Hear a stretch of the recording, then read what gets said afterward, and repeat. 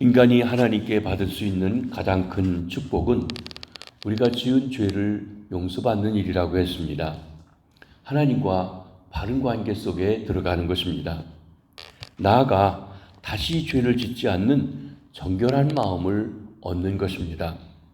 정결한 마음은 우리 인생들로 하여금 하나님을 즐거워하며 영광 돌리는 삶을 살아가게 합니다. 정결한 마음은 깨끗한 마음입니다. 더러운 것이 없이 청결한 마음입니다. 하나님을 보고 하나님을 느낄 수 있는 마음입니다. 정결한 마음은 순수한 마음입니다. 숨긴 것이 없는 투명한 마음입니다. 꼬인 것이 없습니다. 악의가 없습니다. 음욕을 품지 아니합니다. 형제를 형제로, 자매를 자매로 해할 수 있게 해주는 것입니다. 정결한 마음은 건강한 마음입니다. 병들지 아니한 온전한 마음입니다. 삐뚤어지지 아니합니다. 상처받지 아니합니다. 오해하지 아니합니다. 상대방의 이야기를 있는 그대로 받아주고 이해할 수 있는 마음입니다. 정결한 마음은 우리 인생들로 하여금 하나님을 즐거워하며 영광스러운 삶을 살아갈 수 있게 해줍니다. 오늘 우리는 본문 시편 51편 다윗의 유명한 참회시를 함께 보고 있습니다. 사무엘 11장과 12장에 보면 다윗은 그의 부하 장군 우리아의 아내 밧세바와 동침하고 나아가서 그의 죄를 은폐하려고 그 우리아를 전쟁터에 가장 험한 곳에 일부러 보내서 그리고 다른 군사들은 슬그머니 철수하면서 거기서 전사하게 하는 교묘하게 죽게 만들었습니다. 어떻게 보면 하나님의 사람이 이럴 수가 있나 싶습니다. 근데 때로 하나님의 사람들도 이렇게 무서운 간음죄, 살인죄를 지을 수 있습니다. 나아가 그 죄를 은폐하려고 간교하게 속임수도 쓸 수 있습니다. 그러나 하나님은 결코 속일 수가 없었습니다. 모든 사실을 보시고 하셨던 하나님께서는 선지자 나단을 보내서 당신이 바로 그 사람이요 하고 그렇게 죄를 지적하여 깨닫게 해주셨습니다. 우리가 다윗이 훌륭한 것 중에 한 가지는 죄를 지었을 때, 죄를 지적받게 되었을 때 그것을 회개했다고 하는 것입니다.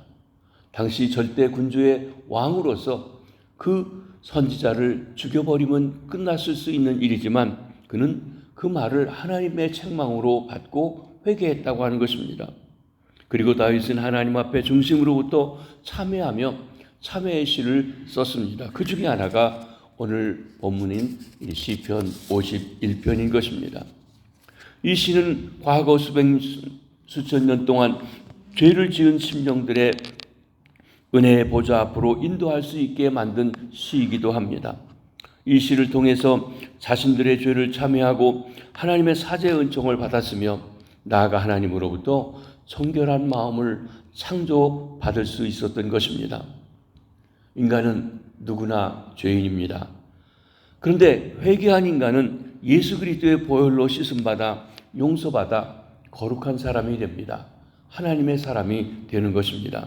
그러나 자기의 지은 죄를 알지 못하고 회개하지 않아 하나님의 은혜에 자기를 내어 맡기지 않는 사람은, 하나님께 자기 나아가기를 거절하는 사람은 악인인 것입니다. 오늘 시편 51편 다윗의 참회시를 통해서 죄인된 우리가 어떻게 해야 할 것인지에 대해서 함께 말씀을 나눠보려고 합니다. 우리가 이 말씀을 한 절 한 절 살펴볼 때에 주의 성령께서 역사하셔서 우리의 숨은 죄가 있다면 깨닫게 해주시기 바랍니다. 그리고 회개할 때 용서해 주시기 바랍니다. 나아가 정결한 마음을 주시고 새 마음을 창조해 주시기를 바랍니다. 첫째로 죄인된 우리는 하나님의 은혜를 구하여야 합니다. 1절입니다. 하나님이여 주의 인자를 따라 내게 은혜를 베푸시며 주의 많은 긍휼을 따라 내 죄악을 지워 주소서. 다윗은 그가 지은 죄값으로 죽어 마땅하던 것을 알았습니다. 하나님의 은혜가 아니고는 용서받을 길이 없었습니다. 그리하여 다윗은 하나님의 은혜를 갈구하고 있는 것입니다. 그렇습니다. 하나님의 은혜 속에 우리 죄인들의 참 소망이 있습니다. 여기서 다윗은 죄사함을 위한 하나님의 은혜를 세 가지 다른 표현을 써서 사용하고 있습니다. 첫째, 인자라고 하는 말입니다. 인자, 헤세드라는 말로 우리가 성경을 이해하는데 아주 중요한 단어입니다. 이 헤세드는 변치 않는 계약적인 사랑입니다.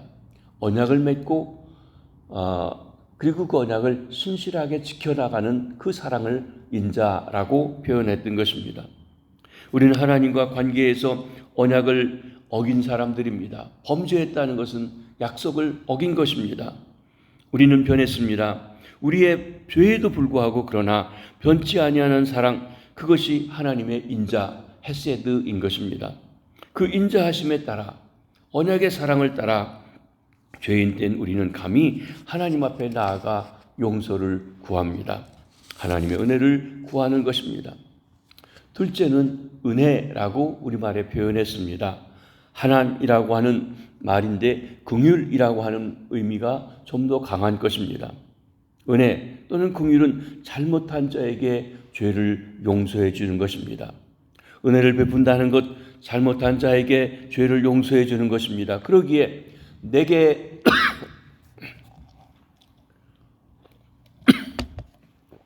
은혜를 베푸소서 간청하는 것은 잘못을 깨닫고 받을 자격도 없고 구할 자격도 없고 나아가 죽어 마땅하지만 죄 용서를 구하는 것입니다. 하나님은 은혜가 풍성하신 분이십니다. 자비가 넘치십니다. 하나님께서 선지자를 통해서 다윗의 죄를 지적해 주신 것은 정죄하여 처벌하려고 하는 것이 아니라 용서해 주시기 위해서입니다. 회개하라고 권고하시는 말씀이었던 것입니다. 하나님께서는 자격 없는 줄 알면서도 감히 용서를 구하는 자에게 죄 사함의 은혜를 베풀어 주십니다. 이것이 하나님 은혜 또는 자비를 말씀하고 있습니다. 우리도 이 하나님의 은혜를 힘입어 하나님 앞에 나아가 감히 용서를 구하게 되는 것입니다. 세 번째로는 긍휼입니다. 여기 긍휼, 라함이라고 하는 히브리 말로 된 이 말은 자궁이라고 하는 말의 뜻에서 나온 히브리어 라함에서 왔습니다. 이는 자식을 품에 안으시는 어머니의 사랑에 비교되는 말인 것입니다. 어머니가 자식을 품에 품고 사랑하듯이 긍휼이 많으신 하나님은 죄인들을 그 넓은 품에 안아주십니다. 사랑하는 성도 여러분, 아버지의 유산을 미리 받아가지고 나아가 허랑방탕하고 날려버렸던 탕자가 돌아왔을 때 아버지는 따지지 않고 그리고 그를 넓은 품에 안아주셨습니다.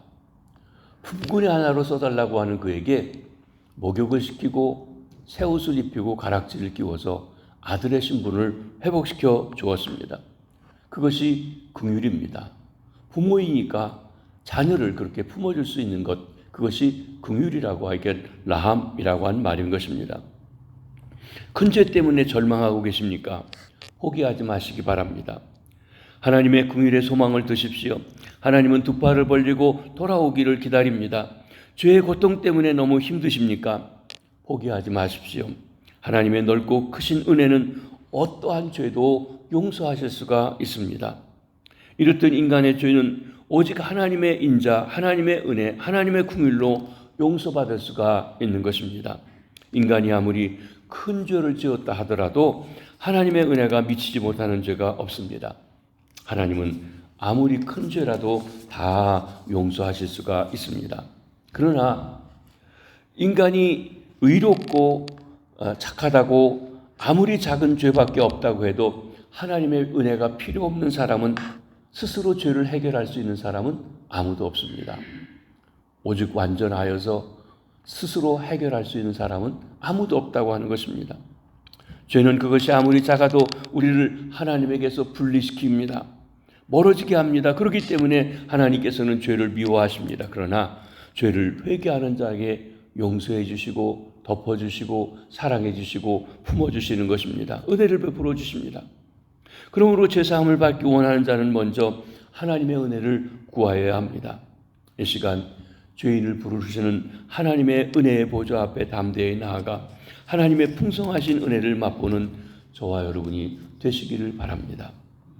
두 번째, 죄인 된 우리는 죄를 고백하고 용서해 주시기를 간청해야만 합니다. 다윗은 죄를 짓고 그 죄를 덮어두려고 했습니다. 왕이니까, 그리고 다른 사람들이 알아도 말하지 못할 테니까 덮어두려고 했습니다. 그러나 하나님은 나단 선지자를 보내서 그 죄를 까발려 놓았습니다. 하나님 앞에 회개했더라면 그렇게 드러내지 않았을지도 모르는데 그가 회개하지 않자 하나님께서는 다 드러내게 하셨습니다.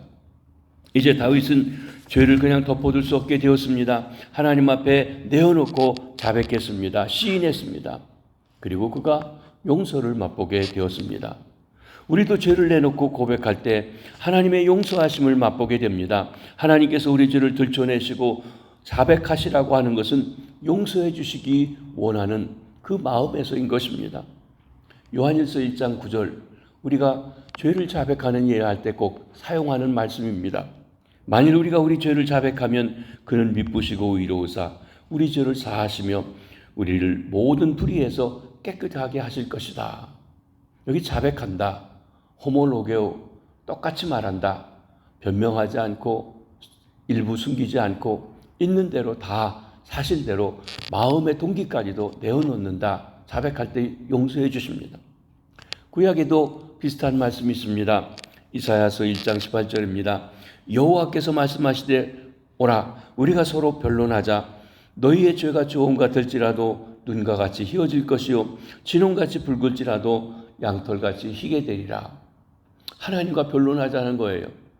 우리는 자꾸 숨기려고 합니다. 근데 하나님은 그 죄에 대해서 토론해요. 왜 어떤 상황에서 그렇게 했는지를 내어놓고 하나님과 토론하면, 그런데 놀라웠게도 흰눈같이 양털같이 정결하고 깨끗하게 해주시겠다고 하시는 것입니다.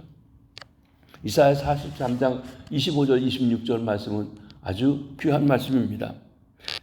나는 나를 위하여 내 허물을 도말하는 자니 내 죄를 기억하지 아니하리라. 너는 나에게 기억이 나게 하라. 우리가 함께 변론하자. 너는 말하여 내 의로움을 나타내라. 여러분, 하나님 앞에 숨기면 하나님은 오히려 드러내시는데 내가 하나님 앞에 알려드리면 하나님은 기억하고 있던 것을 다 지워주시겠다고 말씀하십니다. 그렇습니다. 너는 나에게 기억이 나게 하라. 그러면 용서해주고 내 의로움을 나타나게 해주시겠다. 참 하나님의 방법은 인간과의 방법과 다른 것을 봅니다. 사랑하는 성도 여러분, 죄를 덮어두지 마시기 바랍니다. 하나님 앞에 내어놓으십시오. 그러면 하나님의 용서를 우리가 경험하는 것입니다. 사순절 기간은 우리 주님의 고난을 묵상하며 그 사순절의 정점인 십자가상에서 우리를 위해서 보혈 흘리신 그 일을 통하여서 우리가 정결하게 되고 깨끗하게 되고 한 걸음 더 주 앞에 나가는 그런 시간들이라고 할 것입니다. 그러기에 죄를 용서받은 첫걸음은 죄를 인식하는 것이라고 했습니다. 죄를 잘못된 것을 깨닫고 자백하는 것은 하나님의 은혜가 풍성하게 흘러내려오는 통로입니다. 오늘 본문에 보면 다윗은 그 죄를 깊이 깨닫고 자백하고 있습니다. 여기 세 단계로 말하고 있습니다. 첫 번째로 그는 죄가 항상 있음을 깨닫고 자백했습니다. 3절입니다. 물은 나는 내 죄과를 아오니 내 죄가 항상 내 앞에 있나이다. 다윗은 자신의 죄를 뼈가 사무칠 만큼 자각하고 있었습니다. 죄가 늘 그 양심을 찌르고 있었습니다. 그때 그 자리에서 그 죄만 지은 것이 아니라 사실은 우리가 늘 죄의 유혹 속에 있고 나도 알지 못하는 크고 작은 일들에 실수하고 허물이 있다는 것이죠. 그는 하나님께 범죄했다고 깨닫고 자백합니다. 4절 상반절입니다. 내가 주께만 범죄하여 주의 목전에 악을 행하여 싸우니. 이는 다윗이 사람에게는 범죄하지 않았다는 뜻이 결코 아닙니다. 그의 범죄가 우리아나 밧세바에 대한 것이기에 앞서서 하나님께 대한 범죄라고 이야기했던 것입니다. 창세기에 보면 요셉이 보디발의 아내에게 유혹을 받을 때 뭐라고 거절합니까? 내가 당신을 범하여서 하나님 앞에 범죄하지 않아야 된다고 하는 이야기를 합니다. 범죄는 사람과의 관계 속에서만 있는 것이 아니라 먼저 하나님 앞에 범죄라고 했습니다. 우리가 사람 사이에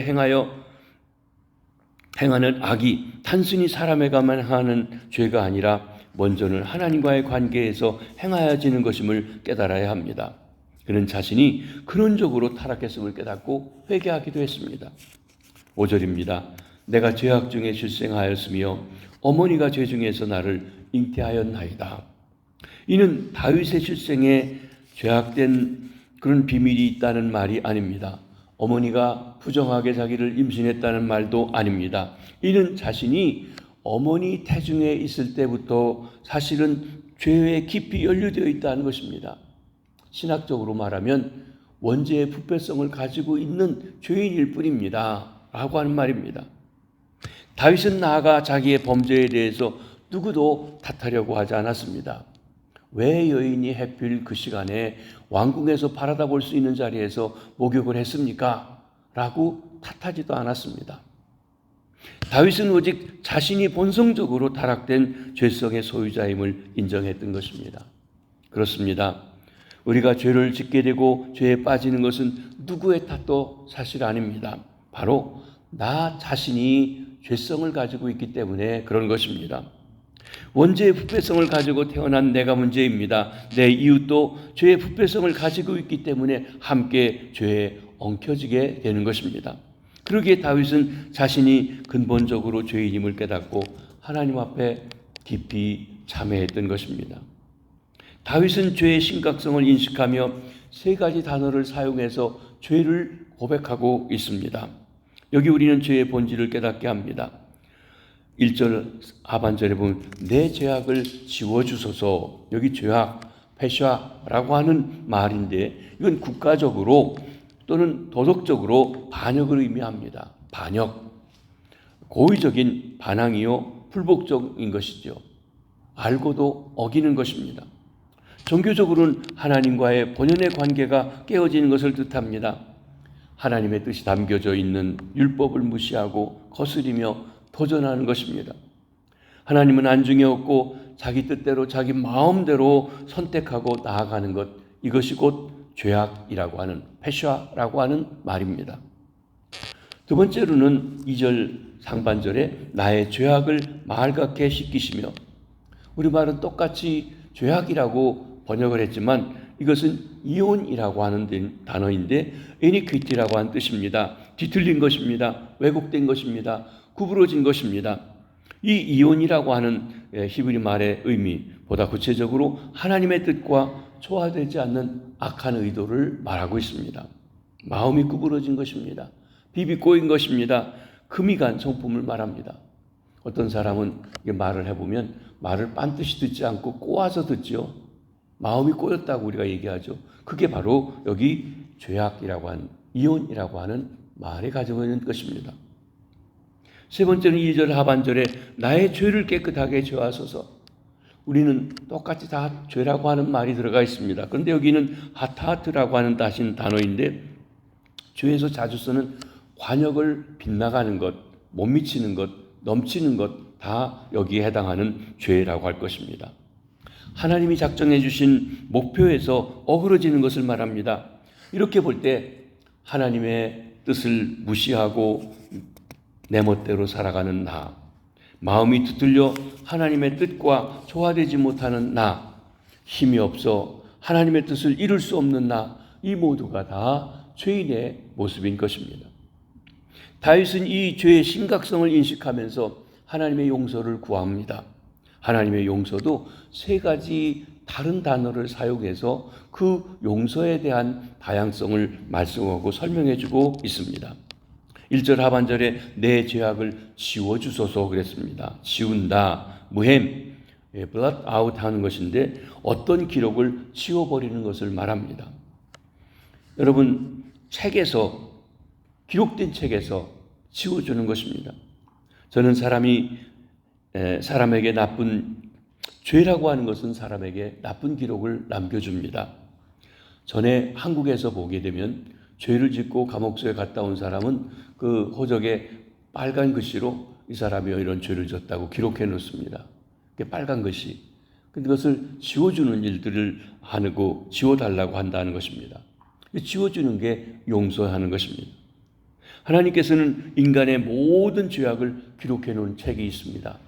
여러분 계시록 20장 12절에 보면 하나님 앞에 심판을 받을 때 생명책과 단수입니다. 그리고 사람의 행위를 기록한 책들 복수가 있어서 내가 하나님 앞에 가서 심판을 받을 때 여러분 내 행위를 기록한 책을 볼 수 있다는 것입니다. 아마도 이 성경적인 것을 통해 보면 내가 가서 내 이름이 뭐냐 하면 안용식입니다. 그러면 먼저 생명책을 보는데 생명책에 내 이름이 있으면 행위를 기록한 책들을 보지 않고 넘어가 주시지만 만약에 생명책에 이름이 없다면 행위를 기록한 책을 처음부터 다 있습니다. 아마 요즘 같으면 딱 하면 비디오처럼 모든 걸 녹화해서 다 보여주실 것입니다. 하나님 앞에 설 자가 없습니다. 근데 우리가 주님을 알고 믿으면 그 행위를 기록한 모든 것을 다 없애주시고 예수 그리스도의 이름으로 그 모든 죄를 지워주신다라고 하는 것입니다. 행위를 기록한 책들이 있습니다. 그것을 지워달라고 했어요. 사람들이 남의 잘못과 허물을 기억하고 말하기를 좋아합니다. 심지어 보태서 말합니다. 그러나 하나님께서는 회개하는 자의 죄의 기록을 없이 해주신다고 했습니다. 기억도 하지 아니하십니다. 지워주시는 것입니다. 그것이 용서입니다. 또한 두 번째로는 2절 상반절에 나의 죄악을 맑게 씻기소서 그랬습니다. 맑게 씻긴다. wash away, 카바스라고 하는 히브리 말입니다. 옷을 빨아 깨끗이 한다라고 하는 뜻을 가지고 있습니다. 출애굽기 19장에 보면 이스라엘 백성들이 시내산에 강림하시는 하나님을 만나러 나아갑니다. 그때 그들이 옷을 빨고 정결케 하고 여인들을 가까이 하지 아니하고 그렇게 하나님 앞에 나가는데 그때 중요한 말이 하나가 있는데 옷을 빨라라고 하는 말이 나옵니다. 옷을 빨라라고 하는 단어가 사용하는 것이 바로 오늘 본문에 나오는 맑게 씻긴다라고 하는 이 단어입니다. 주석가인 존 거딩게이라고 하는 분은 그의 주석에서 이것을 가리켜 말하기를 기저귀를 빠는 것이다 라고 했습니다. 여러분 요즘에는 일회용 기저귀가 나와서 아이가 똥을 싸도 그냥 다 치우면 그걸로 버리면 그만인데 옛날에 보면 이 기저귀를 만들어서 삶아서 그래가지고서는 합니다. 근데 아이가 거기다 푸푸를 하게 되면 어떡합니까? 엄마가 그걸 다 빨아가지고 삶아가지고 다시 깨끗하게 해야 그 다음에 또 사용한다든지 한다는 것입니다. 바로 어머니가 아이가 딴 기저귀를 빨아 놓는 것, 이것을 여기 죄를 씻어주시는 것에 비유하고 있다고 하는 것입니다. 그것이 용서해 주시는 것입니다. 죄는 사람을 더럽게 합니다. 더러워진 내 마음과 영혼을 깨끗하게 씻는 길은 하나님 앞에 회개하며 나아가는 것입니다. 죄 용서는 더러운 옷을 빨듯이 내 마음을 빨고 양심을 빨고 영혼을 깨끗이 빠는 것입니다. 하나님은 회개하는 자의 어떠한 더러움도 씻어주시는 분이십니다. 예수 그리스도의 보혈은 우리의 더러움을 맑게 씻기는 능력이 있습니다. 예수 그리스도는 십자가에서 보배로운 피를 흘려주신 것입니다. 세 번째로 2절 하반절에 보면 나의 죄를 깨끗이 죄하소서. 깨끗이 죄한다. 어떻게 보면 비슷해 보이지만 전혀 다른 단어입니다. 여기는 다헤르라고 하는 말인데 먼저 금속을 단련할 때 찌꺼기를 제거하여 순수하게 만드는 것입니다. 저희 한국에서 목회할 때 장로님 한 분이 이 금을 재련해서 합니다. 그러니까 금부치들을 사가지고 뜨거운 불에다가 올려놓고 그 방법이 있겠죠. 거기다 하면은 그 온도에 따라서 불순물들이 나아가고 그리고 순금으로 바뀌어져 갑니다. 그러니까 99.9% 금은발을 하나를 만드는 것, 그런 일들을 하시는 분이 계십니다. 말라기 3장 3절에도 보면 그가 은을 연단하여 깨끗하게 하는 자 같이 앉아서 레위 자손을 깨끗하게 하되 은금같이 그들을 연단하리니 그들이 공의로운 제물을 나에게 바칠 것이라. 즉 내 속에 깊이 박혀있는 때, 금속에 맡은 때를 벗겨내듯이 그렇게 지저분한 것을 빼나는 일, 이것이 여기 나의 죄를 깨끗이 죄하소서라고 하는 그 말인 것입니다. 또 깨끗이 제하다라고 하는 종교적인 정화에도 사용되었습니다. 레위기 14장, 15장 등에 보면 문둥병에 대한 얘기가 자세하게 나오고 있습니다. 일종의 피부병으로서 이것이 문둥병이냐, 일종의 그냥 피부병이냐, 이걸 구별하는 데서부터 어떻게 정결하게 되느냐라고 하는 것에 대한 얘기를 하는데, 문둥병에서 해방된 사람에게 정결하게 하는 예식을 거하게 됩니다. 바로 그때 사용하는 것이 깨끗이 제하소서라고 하는 단어입니다. 다윗은 죄의 오염은 문둥병만큼이나 무서운 것으로 인식하고 있습니다. 그리고 이 무서운 죄의 오염에서 깨끗하게 해주시기를 간구하고 있는 것입니다. 본문 7절 상반절입니다. 우슬초로 나를 정결케 하소서, 내가 정하리이다. 여러분, 문둥병자가 이렇게 정결하게 되는 그 마지막 과정에 우슬초라고 하는 하나의 그 나무 풀입니다. 그 풀을 가지고 어린 양의 피를 찍어서 그리고 이렇게 뿌려주는 역할을 하는 것입니다. 그때 이 우슬초는 문둥병에서 완전하게 되어 부정한 상태를 벗어난 정결한 사람에게 이 우슬초로 짐승의 피를 찍어 뿌림으로써 그가 이제는 문둥병에서 완전히 나았다, 씻음받았다라고 하는 것을 표해주는 예식인 것입니다. 이는 피로 말미암아 죄악이 제거되고 깨끗해진 것을 의미합니다. 이는 훗날 하나님의 어린 양 대신 우리 주 예수 그리스도의 십자가의 보혈로 회개하는 자를 깨끗이 씻어 우리의 더러운 죄의 찌꺼기를 제거하고 영적 문둥병을 치료해 주시는 일인 것입니다. 그러므로 우슬초로 짐승의 피를 찍어 뿌림으로 깨끗하게 하는 것, 하나님의 어린 양 우리 주 예수 그리스도의 보혈로 씻어 정결하게 되는 것의 모형인 것입니다. 주님의 보혈이 회개하고 씻음받기 원하는 심령들을 깨끗하게 씻어주시는 것입니다. 마지막 큰 세 번째로 죄인은 정결한 마음을 창조해 주시길 기도해야 합니다. 우리가 죄사함 받는다는 것 귀한 축복입니다. 그러나 우리는 거기에 머물러서는 아니 됩니다. 우리가 어제 본 시편 32편에서는 죄사함 받는 거에만 얘기했습니다. 그러나 51편에서는 한 걸음 더 나아가서 정결한 마음을 창조해 달라고 말씀하고 있습니다. 새로워짐이 필요합니다. 용서받는 것에만 그칠 것이 아니라 마음 자체가 달라져야 된다는 것입니다. 그렇기 위해서 다윗이 여기 하나님 앞에 찬양하고 있습니다. 고백하면서 간구하고 있습니다. 하나님이여 내 속에 정한 마음을 창조하시고 내 안에 정직한 영을 새롭게 하소서. 다윗은 새로운 삶을 살아가는 데 필요한 새 마음을 달라고 기도하고 있습니다. 이는 거룩하신 하나님을 기뻐할 정도의 능력이 있는 성령의 새롭게 하심을 입은 마음을 이야기합니다. 정한 마음, 정직한 영, 범죄의 욕구를 물리치고 거룩하신 하나님을 기뻐할 정도의 능력 있는 성령의 새롭게 하심을 입은 마음을 가리켜 말하고 있습니다. 여기 정한 마음을 창조하시고 하면서 창조한다라고 할 때 바라라고 하는 단어를 사용하고 있는데, 이 바라라고 하는 말은 창세기 1장에 하나님이 무에서 유를 창조할 때 사용하신 말이 바로 이 바라라고 하는 단어입니다. 다윗이 이렇게 창조라고 하는 동사를 과감하게 사용하고 있는 것은 먼저는 하나님이 원하시는 삶을 사는 데 있어서 자신의 타락한 옛 성품은 전혀 도움이 되지 않고 무의미하고 쓸모없다는 것을 말합니다. 그러면서 아울러 그런 삶을 살기 위해서는 하나님의 은혜로서만 가능합니다. 하나님의 창조적인 손길이 필요합니다는 고백이기도 합니다.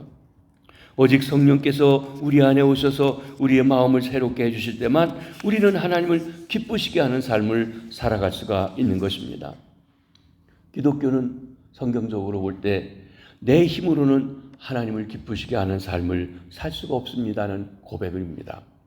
그러나 동시에 기독교는 성령의 새롭게 하심을 따라 하나님을 기쁘시게 할 수 있다고 하는 선언이기도 합니다. 그러기에 범죄한 다윗은 내 안에 정직한 영을 새롭게 하소서 간구하면서 아울러 범죄한 자신을 하나님 앞에서 쫓아내지 말아달라고 간구하고 있습니다. 범죄한 자신의 심령을 범죄한 자신에게서 성령을 거두지 말아달라는 것입니다. 11절입니다. 나를 주의 앞에서 쫓아내지 마시며 주의 성령을 거두지 마소서. 다윗은 자신처럼 하나님의 성령을 받았던 사울 왕이 하나님을 거역함으로 그 성령을 빼앗기고 이에 따라서 하나님과 아무런 관계없이 버림받았던 삶을 살았던 것을 기억합니다.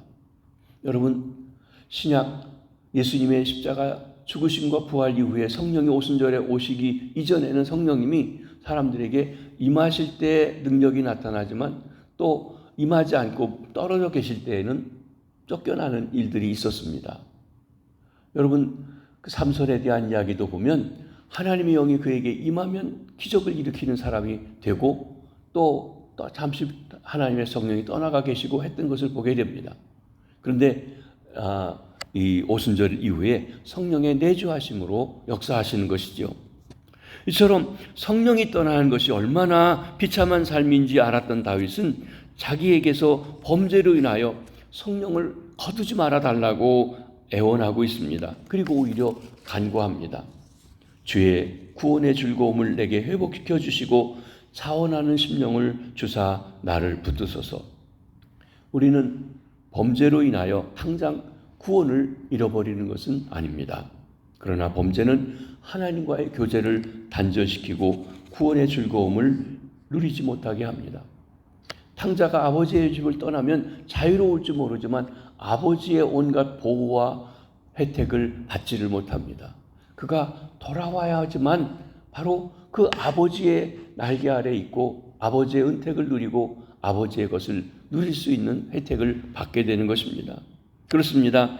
회개할 때 죄를 용서해 주시고 성령으로 새롭게 해 주십니다. 하나님과 화목하고 다시 교제함으로 구원의 즐거움을 회복해 주시는 것입니다. 이 구원의 즐거움, 새 삶을 살아가는데 꼭 필요한 원동력입니다. 우리가 신앙생활하며 교회도 나오고 또 잘 믿는 것 같이 보이는데 죄들을 쌓아가게 되면 나도 모르는 사이에 이 구원의 즐거움에서 멀어지게 됩니다. 이 구원의 즐거움이 있을 때 우리는 억지가 아닌 기쁨으로 자원하는 마음으로 하나님을 순종하고 힘써 일하게 됩니다. 사랑하는 성도 여러분, 여러분에게 이 구원의 즐거움이 넘치고 계신지요? 아니라면 어디서 떨어졌습니까? 무엇이 문제입니까? 주님께 내어놓고 회개하시게 되길 바랍니다. 그리하여서 죄사함 받으시기 바랍니다. 구원의 즐거움을 회복하셔야 합니다. 그러나 거기에 머물러서는 아니 됩니다. 정한 마음을 창조해 주시도록 그렇게 기도하시기 바랍니다. 정결한 마음을 진정으로 사모하고 나아가야 합니다. 말씀을 정리합니다. 우린 주님께서 우리 안에 정한 마음을 창조해 주시고 정직한 영을 새롭게 하는 일이 필요합니다. 거기에 우리 그리스도인의 참 기쁨이 있습니다. 죄인 된 우리는 포기하지 말고 하나님의 은혜의 보좌 앞에 나아가야 합니다. 하나님의 임재 앞에 감히 예수 그리스도 우리 주님을 의지해서 나아갈 수 있는 길을 열어주셨습니다. 우리의 소망이 하나님의 은혜에 있습니다. 죄인 된 우리는 죄를 덮어두지 말고 주님 앞에 나아가 자백해야 합니다. 하나님께 알려드려야 됩니다. 그러면 주의 보혈로 씻어서 깨끗하게 해주십니다. 기억도 하지 않겠다고 하셨습니다. 죄 용서함 받은 우리는 더 나아가 하나님이여 내 속에 정한 마음을 창조하셔서 사모하며 기도하십시다. 성령의 새롭게 하심이 새 힘을 주어서 하나님을 기쁘시게 하며 영광 돌리는 하나님의 자녀의 삶을 살아가게 해주실 것입니다. 그러한 자녀가 될 수 있도록 이 사순절 기간 동안 우리 자신들을 돌아보며 하나님 앞에 더 나아가되 특별히 우리가 성령의 능력 가운데 새로워지는 귀한 은혜가 넘치시길 주님의 이름으로 축복합니다. 주님, 저희들에게 하나님의 자녀가 되는 은혜를 주셨습니다. 이 언약을 저희들이 때론 잊어버리고 내 마음대로 살아가지만 깨닫게 하시고 지적해 주시고 회개하시게 하시고 자복하게 하시는 주님 앞에 모든 걸 내려놓고 용서함 받게 해주시며 하나님 부패한 우리 마음이 하나님께서 성령으로 새롭게 해주시고 창조해 주셔서 정결한 마음으로 살아가는 주의 백성들 다 되게 해주시옵소서. 하나님, 내일 거룩한 주일입니다. 온 성도들이 함께 모여 예배하며 하나님의 임재 속에 나아가도록 오늘을 존전히 준비하며 나아갈 수 있게 해주시옵소서. 내일 거룩한 예배 말씀을 전하는 목사님을 성령으로 기름 부어주시고 기도하시는 장로님 하나님 온 성도를 대표하여 기도하게 은혜 베풀어 주시며 찬양팀들의 찬양을 통하여 온 교우들의 마음을 열고 주 앞에 나아갈 수 있도록 찬양팀 한 분 한 분들을 기름 부어 주시옵소서. 방송실 안내하시는 분들, 음식을 장만하여 성도의 교제를 준비하시는 분들 하나님 모든 이들을 함께 해 주시옵소서. 우리 담임 목사님 태국 선교와 한국의 휴가를 함께하고 계신데 하나님 내일도 어느 재단에서 말씀을 전하도록 세워주시든지 하나님께서 성령으로 충만케 하시고 은혜 베풀어 주시고 귀하게 써주시고 건강히 우리가 다시 기쁨으로 만날 수 있도록 역사해 주시옵소서. 하나님 특별히 병상에 있는 환우들을 찾아주시고 질병으로 고생하신 이들, 교통사고 후유증으로 수술하고 회복 중에 있는 이들, 암과 투병하시는 분들, 넘어져 통증이 있는 분들 하나님 어루만지시고 치료하시고 나는 치료하는 여호와라 하신 하나님의 치료가 이 시간에도 강력하게 역사하여 주시옵소서. 이 하루도 주 앞에 온전히 의탁하옵고 예수님의 이름으로 기도하옵나이다. 아멘.